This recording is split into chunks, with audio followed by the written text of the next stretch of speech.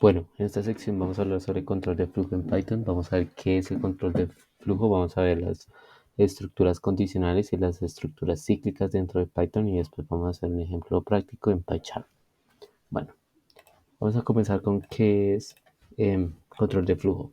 Bueno, el control de flujo se refiere a la capacidad de dirigir el flujo de ejecución de un programa en una computadora. Es decir, permite tomar decisiones y repetir bloques de código según ciertas condiciones.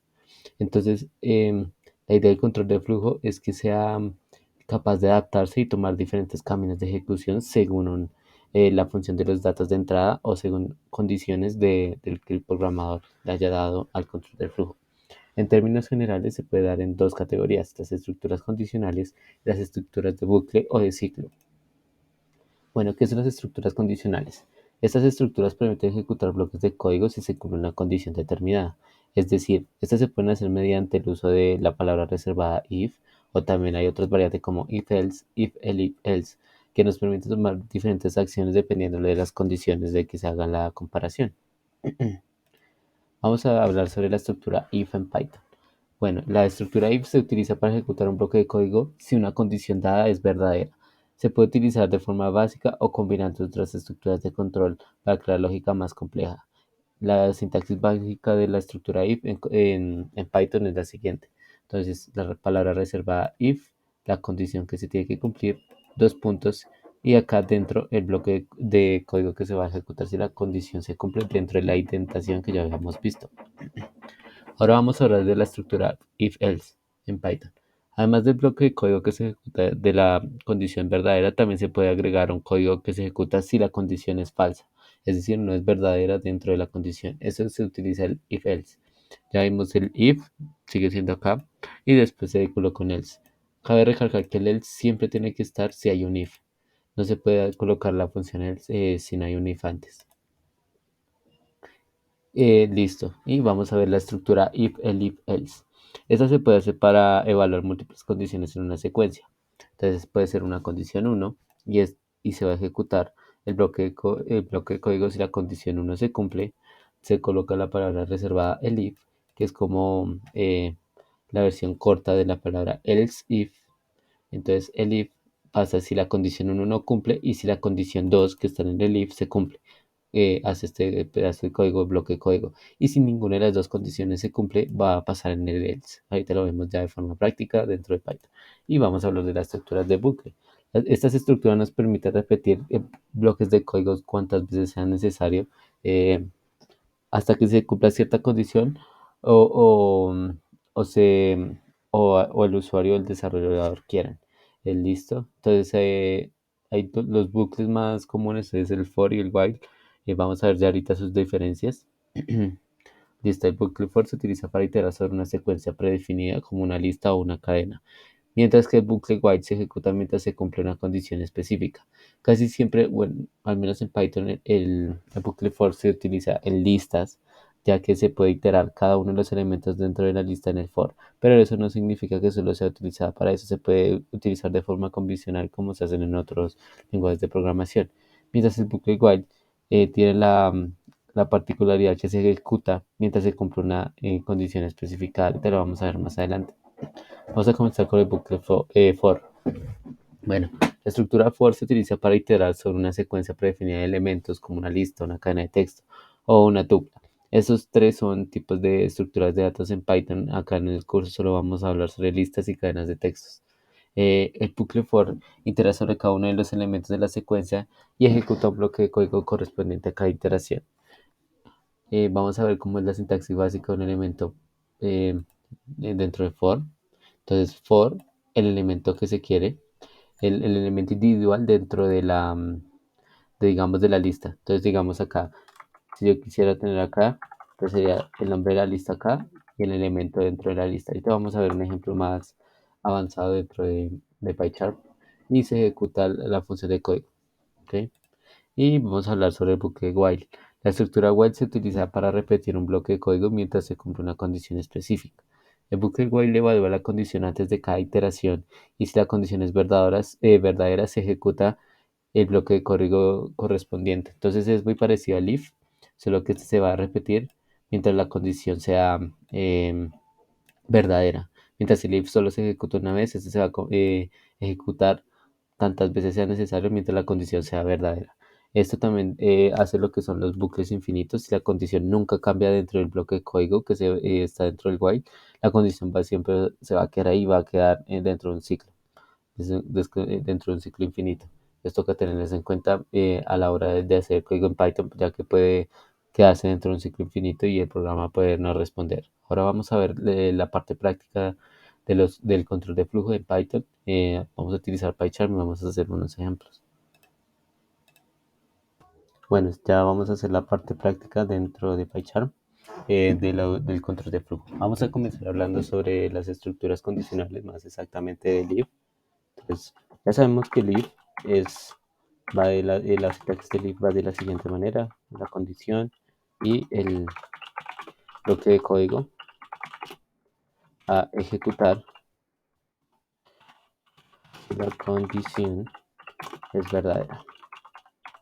¿Listo? Esa es recuerda que acá el código tiene que estar indentado, ya sea con un tab o un espacio para que entre en el bloque de código dentro de Python.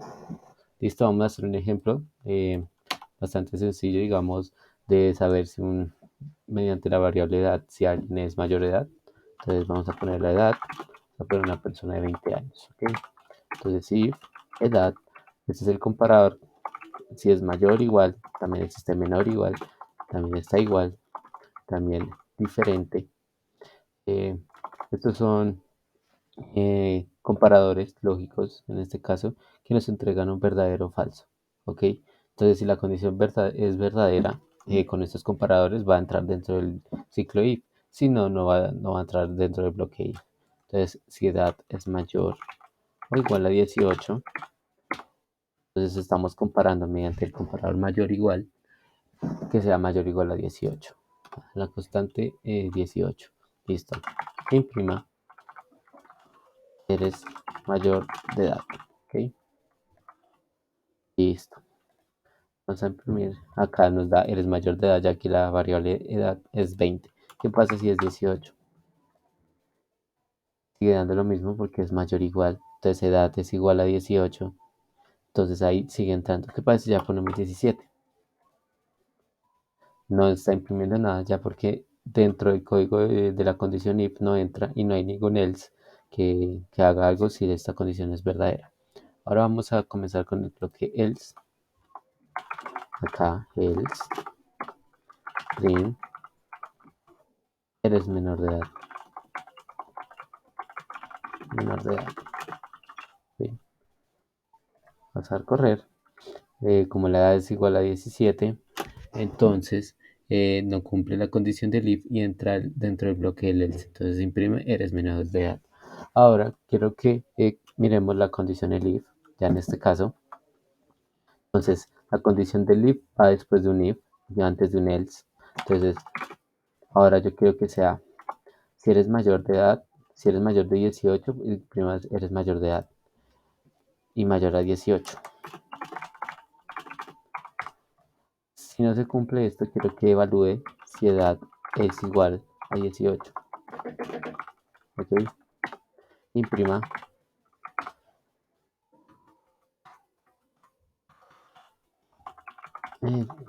Tienes 18 años. Vemos, eres mayor de edad y tienes 18 años. Y también quiero hacer la comparación, digamos, si la edad está dentro de lo que se define como eh, lo que se define, digamos, como un adolescente entre los 17 hasta los 13 años. ¿Cómo hacemos esto? Pues si edad es mayor o igual a 13, and, la palabra reservada edad es menor o igual a 17. ¿Ok? Esto lo que hace es definir un rango entre 13, números mayores iguales a 13 y menores iguales a 17 para que se cumpla esa condición. Ok, entonces acá imprimir eres menor de edad y tienes entre 13 a 17 años. Y si no ponemos eres menor de edad y tienes menos de 13 años. ¿Listo? Entonces acaba tres condiciones. Si ninguna de estas condiciones se cumple, entra en este else. Recuerden que si esta condición se cumple, no va a entrar a estas. Igual de estas, si esta condición se cumple, no entra en esta, no entra en esta y no entra en el else tampoco. Entonces la idea es que cada condición cumpla una vez dentro de la estructura condicional, ¿ok? Entonces, eres menor y tienes igual entre 13 y 17 años porque la edad es igual a 13. Ahora, ¿qué pasa si ponemos 12? Nos va a poner, eres menor de edad y tienes menos de 13 años. Ahora, ¿qué pasa si ponemos 18? Que es otra condición. Eres mayor de edad y tienes 18 años. ¿Y qué pasa si ya ponemos 19? Eres mayor de edad y mayor a 18. Ok, listo. Entonces aquí ya queda como completada la parte de condicional if, el if y else dentro de las estructuras condicionales. Ahora vamos a hablar un poquito de las estructuras del for. Listo, entonces yo quiero dar un ejemplo. Vamos a poner una lista. Ahorita vamos a explicar qué es una lista. Solo quiero que tengan en cuenta que digamos es como una organización de datos dentro de un arreglo ya determinado. Entonces, vamos a hacer una lista de frutas que vamos a comprar en el supermercado. Intentamos manzana, naranja, eh, banano también. Listo. Entonces tenemos estos tres elementos. Vamos a hacer una iteración con for dentro de esta lista. Entonces, cada elemento dentro de esta lista va a ser analizado dentro del for. ¿Cómo es esto? Entonces, por cada fruta que esté dentro de la lista de frutas, vamos a hacer lo siguiente. Imprima la fruta. Esto que nos va a dar como resultado, nos va a imprimir cada uno de los elementos dentro de la fruta, de la lista fruta. ¿Qué pasa si acá agregamos una verdura? Entonces agreguemos, no sé, aguacate. Entonces acá al agregar aguacate, vemos que otra vez ya dentro del for eh, se hace cada una de las iteraciones. Ahora vamos a usar el for de otra manera, ya no dentro de esto, sino utilizándolo como un iterador. Entonces, vamos a poner la variable index y le vamos a poner un rango, que empiece desde el rango 0 hasta el rango 9. Y vamos a imprimir cada valor del index. Vamos a ver hasta qué valor va. Entonces imprime desde el 0 hasta el 8, ya que esta función range va desde el número que le coloquemos hasta el número que coloquemos acá, menos 1. ¿Ok? Entonces eso es bastante tenerlo en cuenta. Y si yo quiero poner del 1 al 10, entonces sería del 1 al 11. ¿Listo? Acá, 1 al 11. Entonces acá sería del 1 al 10. ¿Listo? Entonces en cada uno de esto nos sirve iterar. Entonces esto nos permite, digamos, este for nos permite hacer un bloque de código 10 veces o la cantidad de veces que sea necesario. O también iterar sobre las listas o otros tipos de datos. Entonces vamos a ver también sobre qué es el while. Eh, el while es muy parecido al if, solo que se repite cuando la condición es verdad, ¿ok? Entonces la sintaxis es algo acá, bloque de código a ejecutar a cada iteración, ¿listo? Y ejecutar. Entonces vamos a hacer un contador, ¿listo? Entonces, para hacer un contador, vamos a hacer que empiece desde 0, entonces la variable la vamos a inicializar en 0. La condición sería que el contador sea, quiero que itere 5 veces. Entonces es de 0 a 5, hay 6 iteraciones. Entonces tiene que ser menor a 5 para que se cumpla 5 veces. ¿Listo? Entonces vamos a imprimir acá contador. Vamos a ver cuántas veces itera. Miren, digamos acá se me olvidó poner el contador en sumarlo para que no se quede en ciclo infinito y acá está pasando lo que es un ciclo infinito. Entonces por eso podemos ver que imprime 0, 0, 0, 0 porque el contador nunca está cambiando. Entonces esto es para hacer un ciclo infinito, ¿ok? Listo, entonces el contador lo imprimimos y vamos al contador más igual a 1. ¿Qué es este más igual a 1? Que cada vez la variable del contador se le agrega uno. Entonces pasa una vez, se agrega uno. Entonces la primera vez es cero, la segunda pasa, ya es uno, la segunda pasa, ya es dos, tres. Entonces lo va a hacer. Entonces digamos, vamos a ver cómo funciona en este caso. El contador comienza en cero. Vamos a ver la primera iteración, ¿cómo sería? La primera iteración sería cero es menor que 5, sí. Entra dentro del while, sí. Imprime cero y agregamos uno al contador. Entonces ahora el contador es igual a 1.